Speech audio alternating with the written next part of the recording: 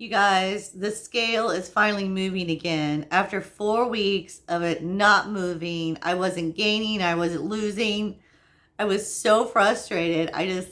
It just got to me really bad. But finally, I have noticed this morning, I got on the scale and it's finally moving again.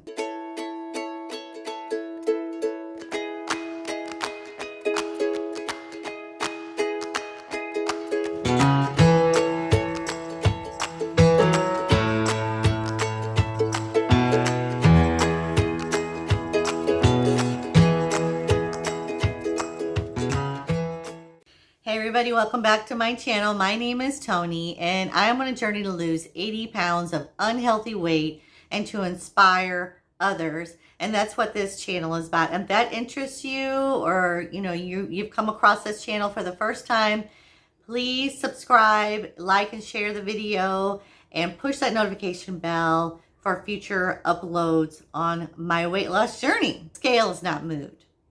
What I really need to do is get away from the damn scale. That's what I really need to do, because I have been trying, I say on these videos, not just get rid of the scale.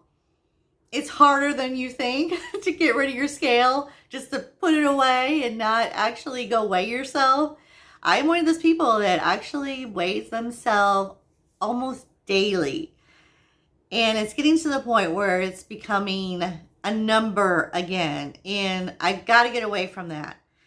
And on this channel, I've always kind of steered away from the bad days and always brought you content of just the good and what's happening, what I'm losing and all that stuff.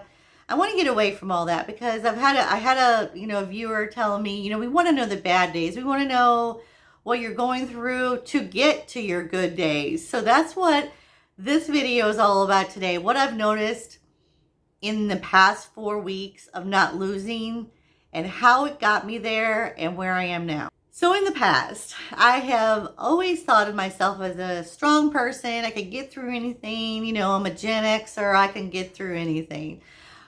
But this particular thing is so frustrating when you're not losing for 4 weeks and you're thinking you're doing the wrong things, and you're saying to yourself you're doing the right things, you're following the right channels, you're reading the right content, you're reading the right Facebook group, you're in the right Facebook group, you feel like you're doing all the right things, but somehow it all gets off track and you don't know where things have gone wrong.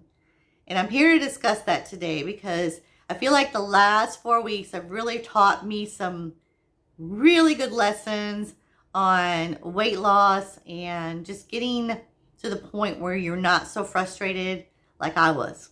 So as you guys know from my last video, if you haven't seen it, I will post it up here of 22 pounds down on combination of low carb and mounjaro.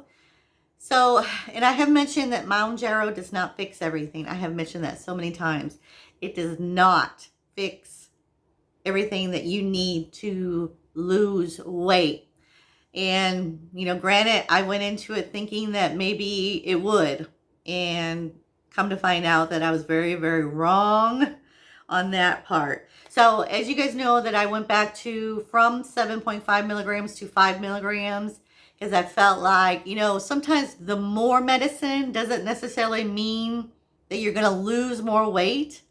It does on some people, but with me, I went from 2.5 to 5 to 7.5. And when I went to the 7.5, it actually stalled me. And I've heard that from a lot of different people on mounjaro, that it does that to them. The higher dose sometimes makes you stall. So what I had to do is I had to go to that higher dose to figure that out. And that's what I did. I was like, I have to go back down. 5 helped me lose 22 pounds. Maybe there's something to that I need to stay on the 5. So I went back to the 5. It took 3.5 weeks to actually bring my body back down to that dose for some reason, and got on the scale this morning and I've actually lost 2 more pounds. So I was at the same weight. I was at 210 forever, it seems like. 4 weeks seems like forever when you're trying to lose weight. It actually does. So I got on the scale and I'm actually at 208 this morning. So that's good news. And to finally see that move when you're over 50 and you've gone through menopause like I have, and you just feel like you've done you feel like you've done all the right things. And then suddenly you're just like, wall. And that's so frustrating. My lesson one is that I am still insulin resistance. This type of thing. I've been insulin resistance, which I just found out that I was that probably about a year ago. I was, doing some studying and I'm like, you know what? Those are my same things that I'm going through. I've got the big belly. I've got all of the things that they're saying that, that it's not going to happen overnight. Just like I gained the weight. It's not going to happen overnight. That was very hard for me. I'm very sometimes impatient and it's got to come off gradually. And I'm kind of happy about that. I do see the weight dropping, just not in pounds. I see it, the inflammation going down and all that. I see that. But it's still hard for me to come to the realization that I'm not like 120 pounds like I was when I was growing up. I was 120, 110 for the longest time growing up. But you know what? I did not eat healthy back then as much as I should have. We ate a lot of processed foods when we were growing up, when we lived with my dad. So that's really all he knew was to buy bologna, little pot pies, lunch meat. So he didn't really know how to shop. He didn't buy really any vegetables or anything. So we kind of grew up with my mom, and then we moved with my dad. And then, we kind of went from Gen X meals of pot roast, the ham and beans like my mom would fix for us. We would go from that to the bologna and cheese, which in my opinion back then it did taste better. It did taste better. When you're growing up and you're brought up on ham and beans, you're like, oh my God, ham and beans again. It's just like something that is like so dreadful. But come to find out later on in life, you're like, oh, I love ham and beans. Also, I've learned that, being over 50 and your body's not reacting like it did when it was 20 or 30, it's hard. It's hard to think about, it's hard even for me to even think about that I'm 50. I'm over 50. It's hard for me because I kind of still feel like I'm in my 20s or 30s some days, but when I eat, when you eat meals, your body acts differently now when you're 50, and your hormones are different. You're going through menopause. You're going through a lot of different changes in your life, which I find are great changes. I'm getting older and middle-aged. That's hard for me to even say middle-aged. But yeah, it takes to get a little bit of getting used to that you're not going to lose weight like when you were 20, 30. And I know you guys know this, but it was hard for me to come to the realization of that. And we've also come, I myself, just as generally my journey, but I've come numb to it, almost to the point of my weight gain and being obese. I've come numb to the feelings of it. So making that turnaround and trying to feel like, trying to lose the weight and trying to get to a goal weight and being numb to it is kind of, it's almost like you wake up and you're like, oh my gosh, how did I get here? I am 242 pounds. How did I get here? I was numb all those years. Comment below if you guys have noticed this. Like, you just suddenly overweight and you have no idea how you got there at all.